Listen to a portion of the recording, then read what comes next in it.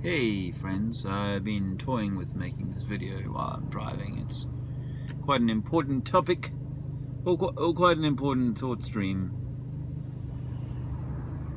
So I'll make this video and then maybe I'll upload it. Or maybe I'll just wait till I'm in the street and talk about it. Do you mind? Any time today would be nice. It's almost midnight, Saturday, 10th of August. I know it's the 10th because I just paid my rent 10 days late.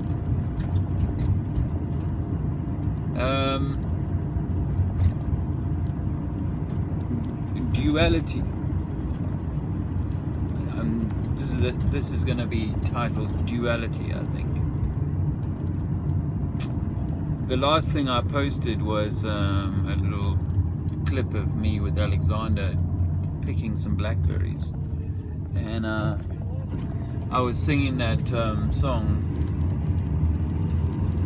Oh, there's the bike scheme thing. I was singing that song, Hello Darkness, My Old Friend. I don't think that's the name of the song, but you know what I mean. The lyrics are pretty interesting, and the part about people listening without hearing, and trying to get to reach to people and connect to people and stuff like that, when people are deaf, and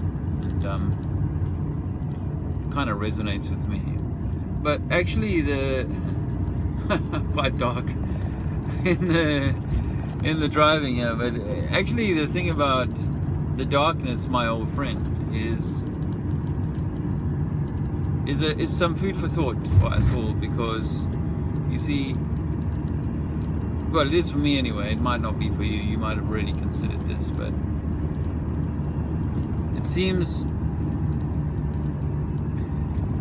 okay. So if we are the creator, or there is a secondary, a primary source creator. It doesn't have to be me or you or us, but if there's a creator of everything, then the creator of everything created the light and the dark, and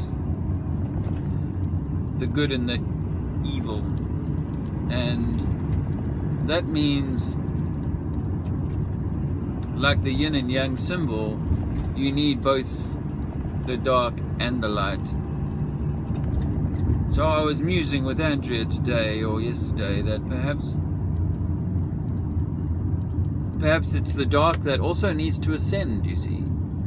So I guess I'm jumping things here, but I was saying how actually we might need darkness more than we realize, and that all of what we're doing, like all of our kind of thoughts, are about pushing out light, or enhancing the light,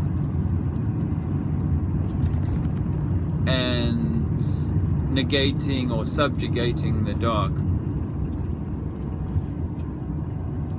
or fearing the dark, more important, or more relatively, I think, is the fearing of the dark. And I think that the dark is obviously an important part of this whole system. Like everything, it seems, comes from the darkness, and you have the light. Now, one might argue the moon is beautiful tonight. One might argue that, well, I would argue that there's an overpopulation of darkness in the world. I don't think many people would argue with that, and so I think that if it's a system that needs balancing, then it's more about enhancing the light. Thus, the light is in balance with the dark. It may be that the light supersedes the dark for a period of time. I'm not kind of in that conversation right now. I'm just saying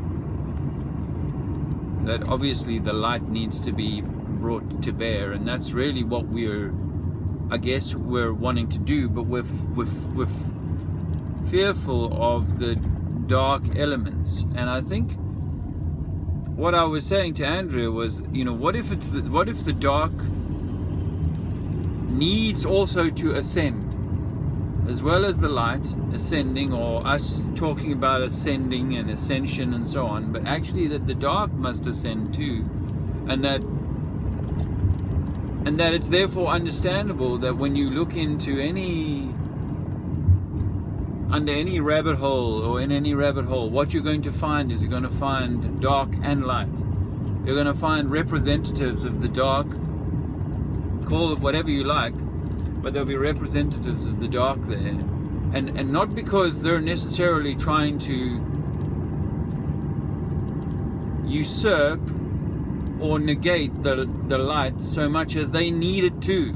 Like, it's like part of the deal for the dark is you've got to go up too. You can't just, in fact, not even the whole, for the creation needs, for the entirety of it, the dark and the light to ascend, if you like. And if that be the case, then I suggest to you that maybe if we're ever to find balance, then we have to find a way of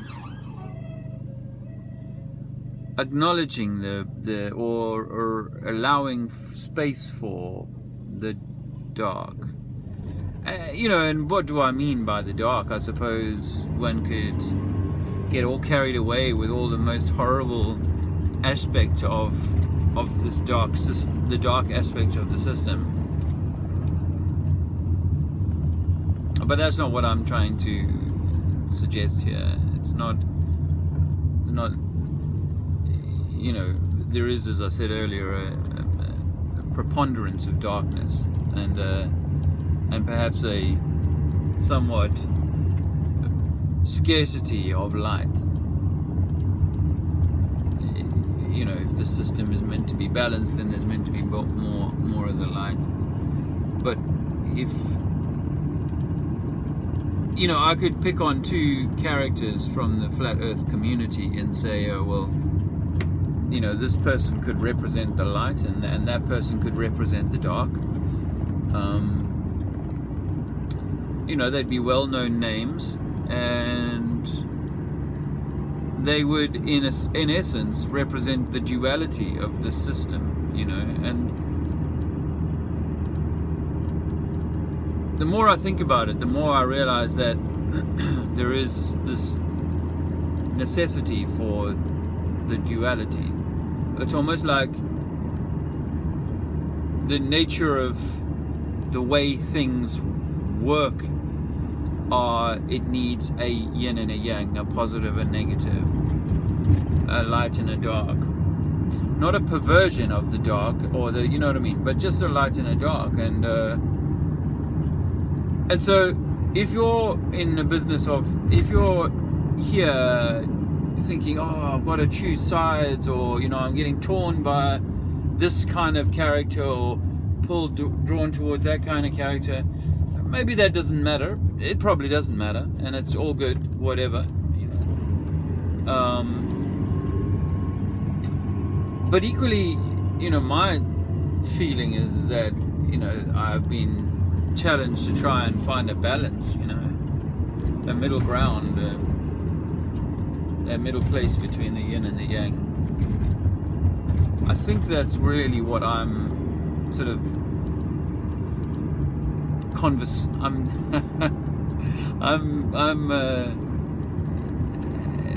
suggesting, is that it's instead of being like emotionally tweaked by it's this character or it's that character and they're this kind of a person or that kind of a guy or this or that or whatever, instead of being kind of emotionally tweaked by that, more like, okay, it is like that. You know, there is the dark aspect, and there is the light aspect to this place, and this game, or this system. And vexate yourself over that as much as you must, but it's my suggestion to you that it's not necessary. Everything works out okay in the end, and if you can find a balanced place,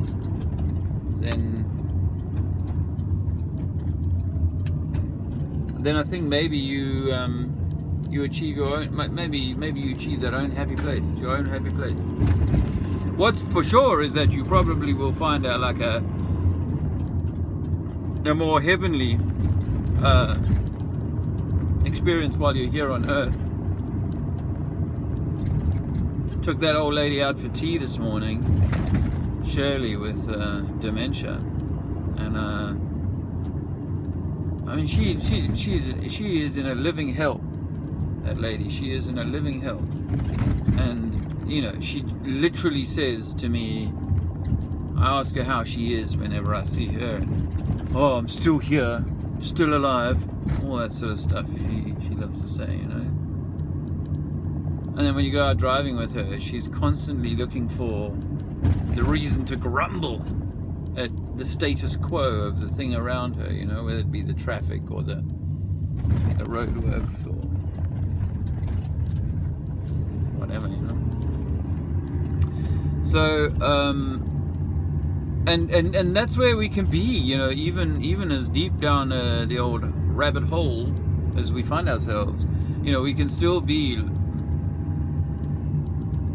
all gnarled and twisted and bitter and full of bollocks because X and Y, you know, when we really should be able to go, oh, what a beautiful day, and what a beautiful thing that we've been given this knowledge, this insight to the magnificence of this the system, who and what we might be, and so on. If you keep squabbling over the detail, as I say to my friends now, the devil's in the detail, and that's really where you will stay, you know, is squabbling over the detail. We shouldn't need to do that, you know. And hopefully my my street work will reflect that, you know, where I'm less emotionally kind of caught up with whatever people want to think about the nature of our world, and the speed at which people have to like move on, ascend or whatever, because that's not a material concern, you know. And what's much more important is that you don't break yourself over these things, because that's not what I don't think that's what you're meant to do. Yeah, some people will. That's just the nature of the way that things are, and that's okay too. But my advice is, let's not break ourselves over this stuff. And actually, if you saw my what's the word they use, viral video that John Thor very kindly made for me recently from last Sunday's activism. A very intelligent young lady who had a mind open like a parachute, 10,000 feet.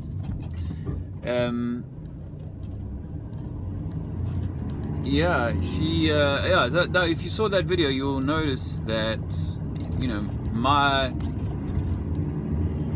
way of delivering this information is maturing somewhat, and that's helped by a genuine inward kind of like,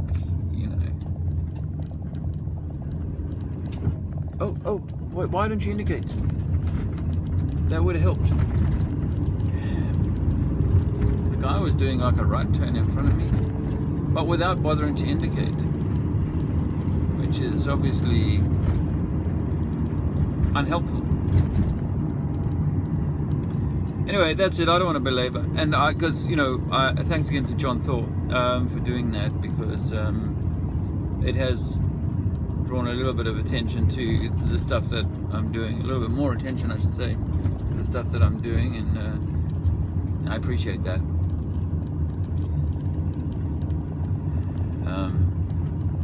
I feel like this is going in a good direction in terms of the value it is to people that can hear it, and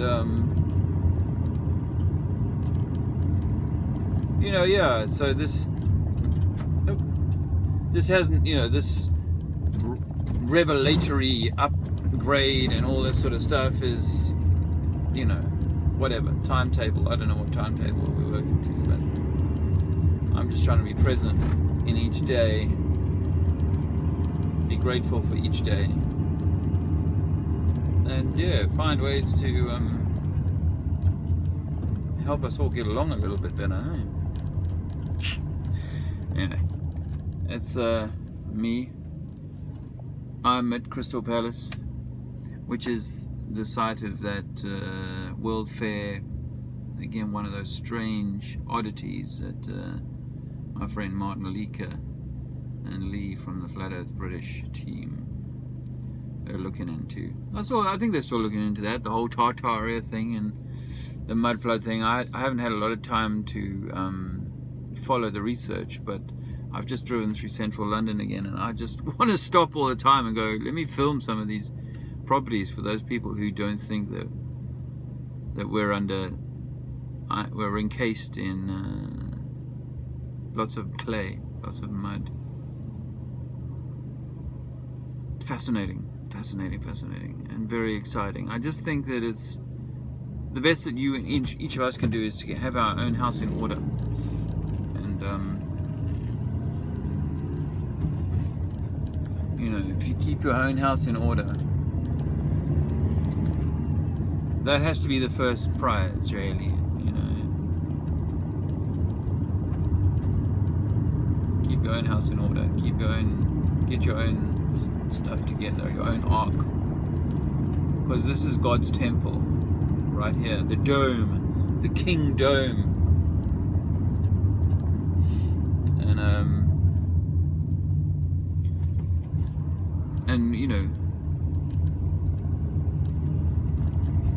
I think we're meant to honor it. Well, we are definitely meant to honor it, and I was saying to Andrea earlier that perhaps because we tend to think in terms of people coming back around, like if you don't behave yourself this time around, or if you don't do the ascension work or whatever, then you come back as a spade, or you come back with some kind of disability or something. I don't know about that, actually. More, I think now that we're always, the whole system is constantly rebirthing itself, isn't it? So, new life is coming from the source all the time, and older life, exhausted life, is returning to the source all the time. And I don't think there's a personal punishment, actually. I don't think there's a personal punishment to you somehow. I don't think there's like, oh well, Dave, you were bad and you didn't do this and you ate loads of meat and stuff like that, so what's going to happen is you're going to go back. This time you're going to go back as a cow, or are going to go back as a human with like some eating disability or whatever. I don't think it works like that. And I mean, for some people that might be like, oh well, you're letting me off the hook. Well, yeah, because in a way, that's the bottom line, is that we have free, in a sense. We may not be free in the slave camp, but we have a free will, in a sense, to choose to do right by our kingdom or not. And we do that based on our own sense of what's right and wrong, not because the teacher is standing over the top of us and instructing us what to do. So we make the choice for ourselves, not because we'll be punished otherwise. That's the first thing. And then when But we're, you know, and this is the kind of the group think, or the, you know, we're in this together actually, is that each person who's dragged into like the worst kind of character traits and, you know, becomes the worst kind of character, they're contributing, let's say, something to the, just to keep it simple, something to the dark. And then those that are, you know, doing the, like the good deeds and the good work and stuff, they're contributing something to the light, day by day. And then when they die, maybe that's uploaded or whatever, or maybe it's not, because it's been uploaded as you've gone along. That moon's rolling through the sky, my friends. I hope you do look at the moon. Like I say to people, that it's absolutely rolling through the sky. Don't be convinced of anything. Well, you got to check it out for yourself. But don't let them buffoon you into saying, oh, that's because of your point or perspective as it rolls through the sky, it makes it look like it's rolling around. People used to try and tell me that a few years ago. Crap. But yeah, so, you know, really it's about the whole collective, light and dark, getting kind of, you know, some kind of, surely some kind of enhancement as we, each of us, as we go about our thing and contribute our bit to the piece, to the puzzle, to the system. That's what I think. But I think well, coming back to my main point, and that is that, what if the dark has to also kind of come along for the ride, as it were, be uplifted? You know, can you imagine uplifted darkness? Oh, hello, darling. I'm here to cause you. I'm not even going to go down that road. No, that just might end up sounding really bad. But that's my thoughts.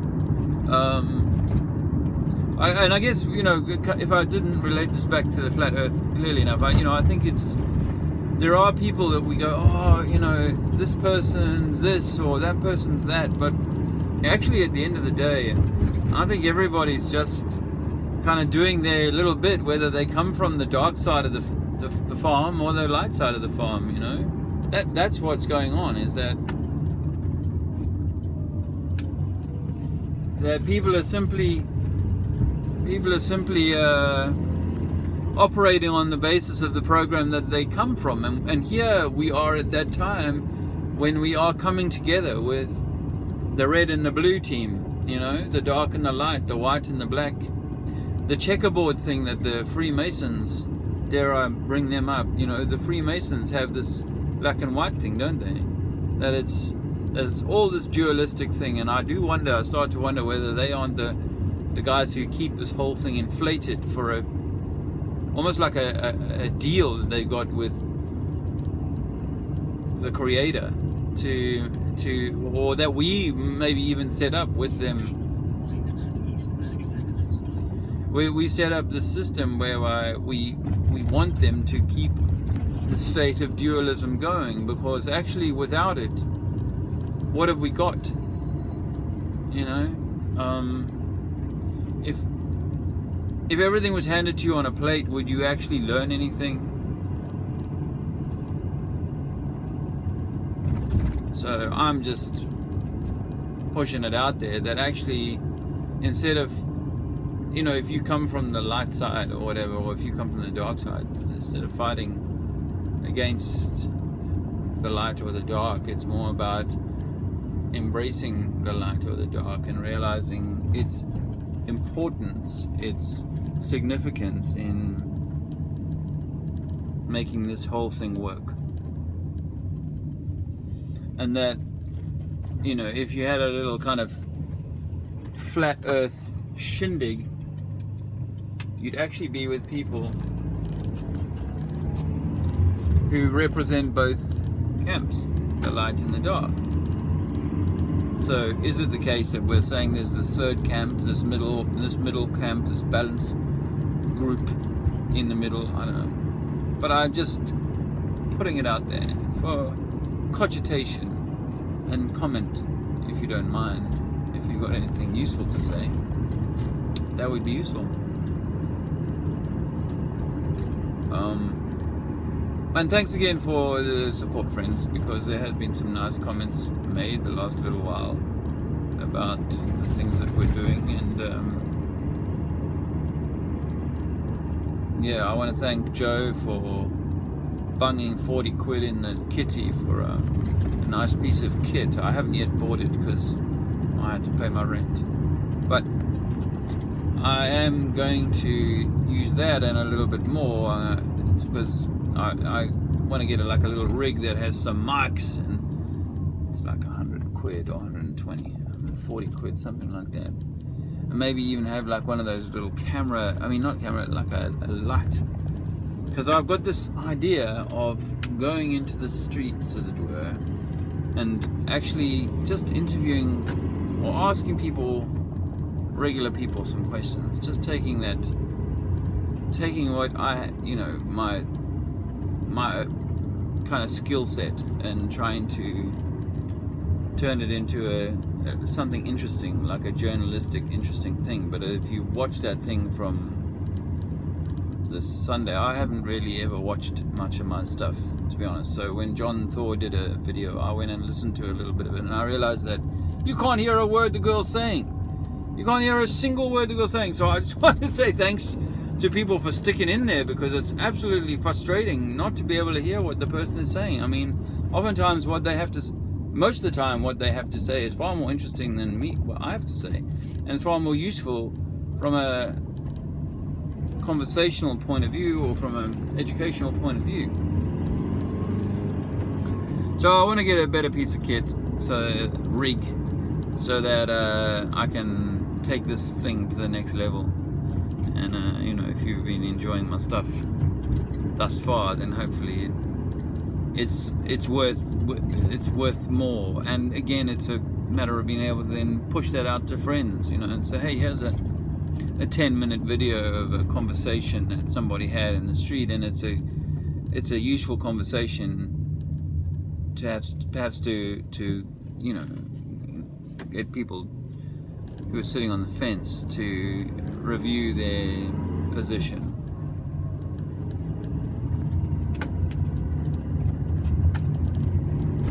So that's that, my friends, and I'll see you later soon.